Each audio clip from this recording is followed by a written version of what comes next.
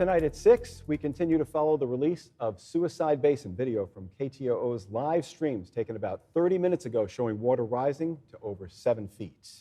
That's right. The National Weather Service says the river isn't expected to crest at major flood stage until tomorrow morning. But as our Lauren Maxwell reports, they're asking people to evacuate now. These are the scenes officials don't ever want to repeat. This year should be different, but the message is the same. The best thing this community and the citizens can do to maintain their safety is to evacuate. Nearly 2,000 homes have been identified in the evacuation zone. That's roughly 5,000 people that have been urged to leave now. Juneau officials say they're confident that pumps and so-called HESCO barriers recently installed along the Mendenhall River will hold as the waters rise. Even so, people shouldn't bet their lives on it. But in the event of a HESCO failure, folks would only have minutes before the area could be inundated. The city says it isn't tracking who's decided to stay or go, but it hopes people make the right choice. Water is incredibly destructive, and we would really, really hope that everybody would evacuate. Lauren Maxwell, Alaska's news source.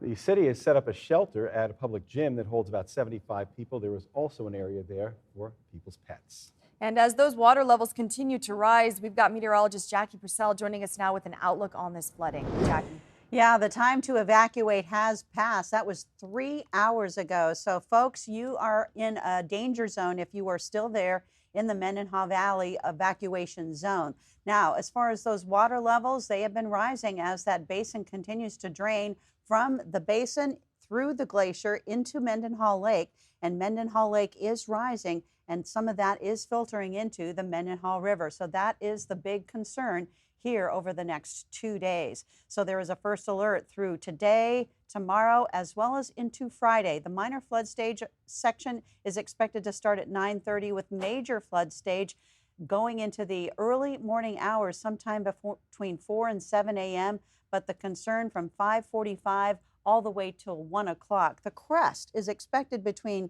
8 a.m. to noon, somewhere between 16.1 and 16.6 feet. And of course, we want to tell everyone that they should evacuate. That water level is rising. There are a lot of resources available. There's a flood hotline for you. And the conditions are going to continue to be warm in the Juneau area, as temperatures could get up to 80 degrees in the next 2 days, Thursday as well as Friday. Crest expected again tomorrow morning. I'll have more on the forecast for you by 8 feet. It's at 7.49 right now, but at 8 feet, that's when some folks in that Mendenhall Valley will start to see some of that water in their backyards. All right, Jackie, thanks for watching that so closely. Our First Alert team will continue monitoring conditions in the Mendenhall Valley. For updates on that and other statewide weather conditions, we've got a ton of information on our website or the First Alert weather app.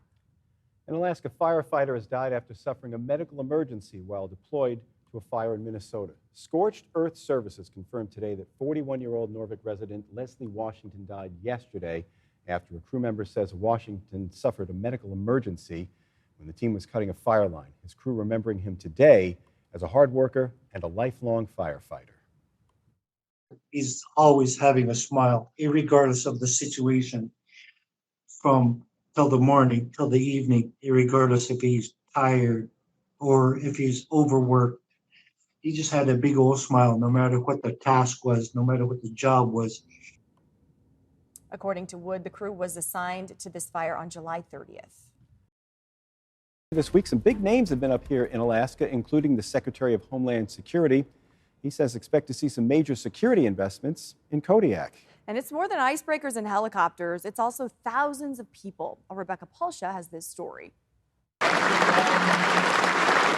At a certain point, you can't do more with less. Now, expect more. And what about the OPCs? That's a great question. The Secretary of Homeland Security, Senator Dan Sullivan, and the Coast Guard Commandant here in Kodiak with the message. This is what I'm referring to as the icebreaker tour. Kodiak, part of a $25 billion investment to increase Arctic security. I said, this is the most important Coast Guard base in America, and he said, and it's going to be more important. And that's a fact, right? With 2 new offshore patrol cutters that are going to go right there, and 2 icebreakers that are going to go right there. In the future, more people are needed to support the mission. We want to make sure they have great facilities for families. The biggest investment is happening right here in Alaska. That means housing needs to improve. These are massive. Secretary Markwayne Mullin tours future homes and talks about expanding childcare options, I need some lemonade and cookies. as well as job opportunities for families. The Commandant and the Master Chief Petty Officer is here. Is that cool? Yeah. What do you like about it? I don't know, they're two big people and they're in Kodiak. The Coast Guard's mission protects the maritime transportation system. From the waters, the rescues, and stopping drugs from reaching the country along more than 95,000 miles of shoreline. With Alaska and its ever-expanding impacts leading the way. Rebecca Polsha, Alaska's news source. Thanks for listening. Click subscribe so you can get the latest podcast from Alaska's news source automatically. And stay up to date with breaking news and in-depth reporting available for free 24/7 with the Alaska's news source app.